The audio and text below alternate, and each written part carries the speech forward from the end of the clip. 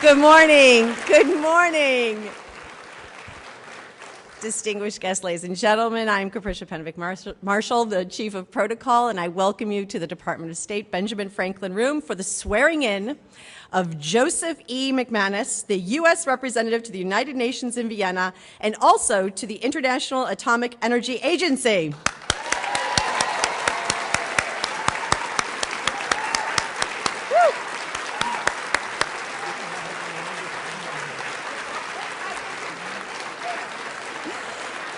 We are privileged this morning to have the Secretary of State, the Honorable Hillary Rodham Clinton, officiating the ceremony. We are also pleased to welcome the family of Ambassador Macmanus, his wife Carol, his son Chris, his sisters Pat and Mary and their families, and his brothers Tom, Steve, and Chris and their families. We would also like to acknowledge the Honorable Allison McFarland, the Chairman of the Nuclear Regulatory Commission, and the Honorable Glenn Davies, former U.S. Representative to the United Nations in Vienna and to the International Atomic Energy Agency. Please join me in extending a warm greeting to all of our guests and family.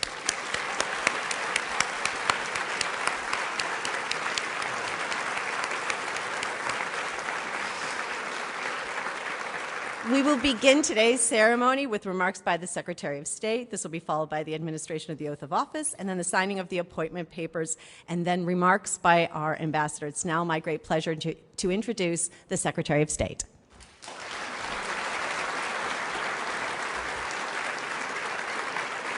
Well, this is a day we have tried to avoid, and successfully for quite some time. But now, unfortunately, the day has arrived. So I'm putting on my game face, Joe, looking like, I'm happy. Because today we are honoring and celebrating a beloved member of the S family, someone who is always supremely professional, but also makes us laugh all day long. An exceptional Foreign Service officer who has served in Poland, Belgium, El Salvador, Mexico, and Washington, and soon in Vienna. As Ambassador Marshall has said, we are delighted to be joined by a small percentage of Joe's family. Starting with his wife, Carol, and his son, Chris, who also serves here at the State Department, continuing that family tradition, and brothers and sisters and in-laws and nieces and grandnieces, and it's just fabulous to have you all here. And as Joe said, it's a large Irish Catholic American family, so when you meet one, you can call them Joe, Mary, Chris, Pat.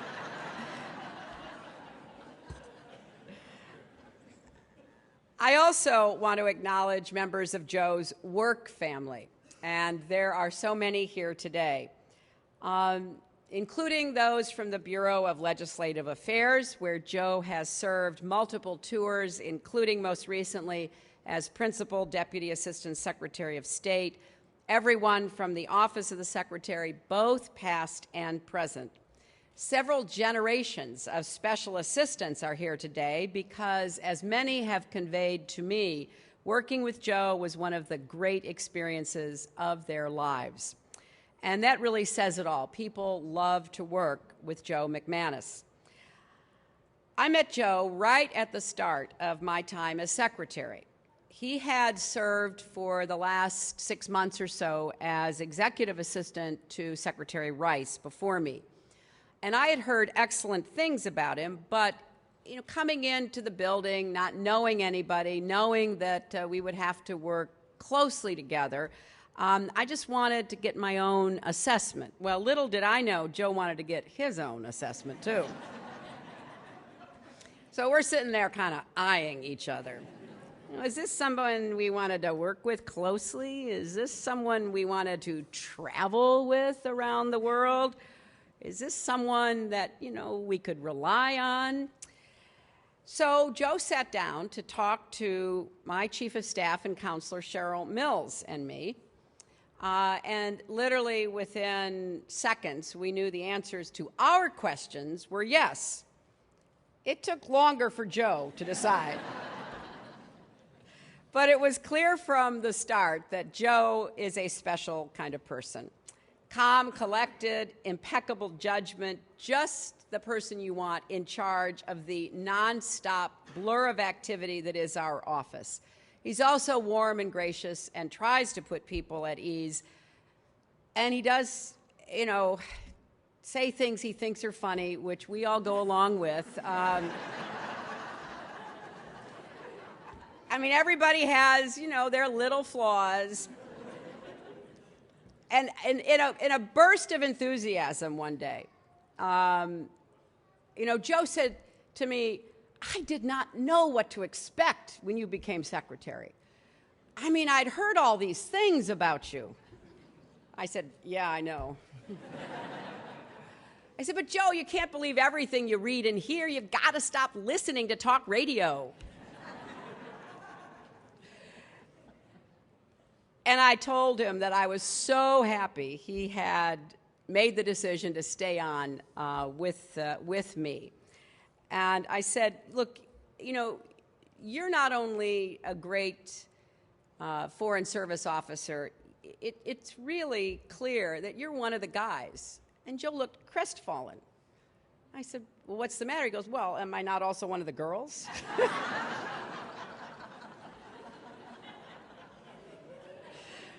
Well, he's been great on every count for the last 4 years. Now, we did come to quickly realize there are two Joes. There's the office Joe and the road Joe. Now, Carol, I hope I don't get him into trouble about any of this.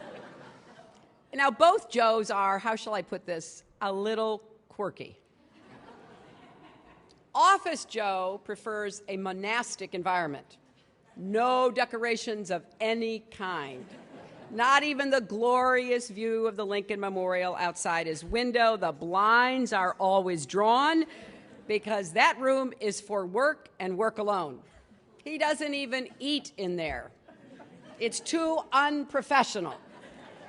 When he needs to refuel, and we know this, Joe, he sneaks into the auto pen closet off the kitchen to scarf down a kashi bar. But Road Joe, now Road Joe is a looser kind of guy. Road Joe calls himself the mayor of Staff Van 2. He seeks adventure. He narrates nonsensical English translations of Korean television shows in Moscow to confuse whoever is eavesdropping on us. He urges motorcade drivers to floor it because he lives in fear of missing planes. He refuses to give in to jet lag, so he takes micro naps, sometimes standing up at strategic intervals to stay on Washington time. So he is refreshed to work, to chat, to joke, to help. And the rest of us are so worn out because he can be chirpy at the most inconvenient times. So both Office Joe and Road Joe are exacting about the quality of material that his team sends to me. He pores over every piece of paper that comes through our office, every speech, every briefing memo, to make sure every word, every comma, everything is right about it. And when an occasional mistake happens, as it does, even with a staff as talented as ours, he will talk through with the special assistant or whomever for as long as it takes to have someone understand what should have been done. He is simply a phenomenal teacher and mentor. And I guess for me, that may be one of the greatest contributions Joe has made, because I have heard so many stories of the kindness he has shown to young people who have worked on our team over the years. They remember how Joe made them practice walking into my office so they would do it with confidence. How Joe stuck up for them when somebody unfairly made a comment. They treasure Joe's encouraging emails. They are literally read over and over again. And it has made a huge difference to morale and productivity. So now Office Joe is hitting the road. Now, we believe in expeditionary diplomacy. It's just unfair that people don't accept that we need to send our people into dangerous, difficult environments. And Vienna is at the top of my list of concerns. This is a real hardship post. He's going to have to learn and like wearing white tie. He'll have to show up and even waltz at the opera ball. Sometime the stores only carry 3 kinds of torts. The ambassador's residence gets hardly any southern light. It took a lot to convince Joe to go. But seriously, we're sending him to a post that is so critical right now. It's on the front lines of all of our efforts to prevent Iran from obtaining a nuclear weapon, to hold Iran accountable for refusing to live up to its international obligations. No challenge is more urgent, and we know Joe will be working closely with the Director General, his counterparts from partner countries, to ensure that the IAEA inspectors thoroughly monitor Iran's nuclear activities. And as our voice on the Board of Governors, he will keep up the diplomatic pressure. Sending him is not only smart, it's very much right, because although we're going to miss him, his humor and his big heart, his penchant for translating random English phrases into Polish, hearing endless reminiscences about growing up in Buffalo, which I love, and even about his old car that he named Dieter. We will not miss your obsession about Notre Dame. I mean, really, Joe, there are 2 kinds of people in the world. Those who love Notre Dame and the vast majority of the billions of people who live on this planet who do not. I grew up in such a family in the larger majority of the world's population. Now, tomorrow, Notre Dame is playing Boston College. The last time you were undefeated, 10 years ago, you lost to Boston College. So I know where you'll be tomorrow. Actually, Joe is not the first Notre Dame man to serve as the ambassador to the IAEA. Father Hesburgh, the revered president of Notre Dame for 35 years, served as the Vatican's representative to the IAEA from 1956 to 1970. In fact, Father Hesburgh signed the treaty that established the agency. Notre Dame is everywhere. And I want to make sure that we send you off right. Okay, although Father Hesburgh was appointed by a pope, you've got me and the president. He was a priest, you are a layman, but you follow in his very big footsteps. And all of our love and gratitude goes with you. And just so you're not lonely, and I'm sure you'll be up all night, properly attired, on the internet.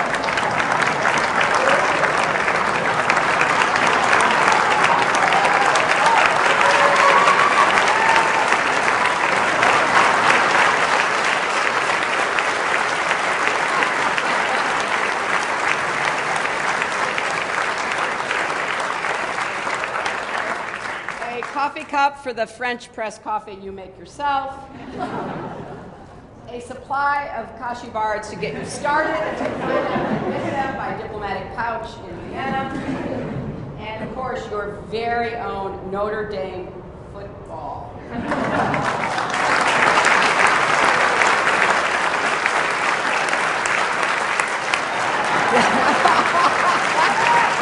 So now, if you're ready, Ambassador to be, let's swear you in.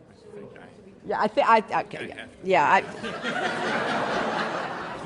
I would probably get some kind of complaint from somebody, which we would ignore, but still we don't want to get it. Please repeat after me. I state your name. I, Joseph E. Macmanus, Do solemnly swear.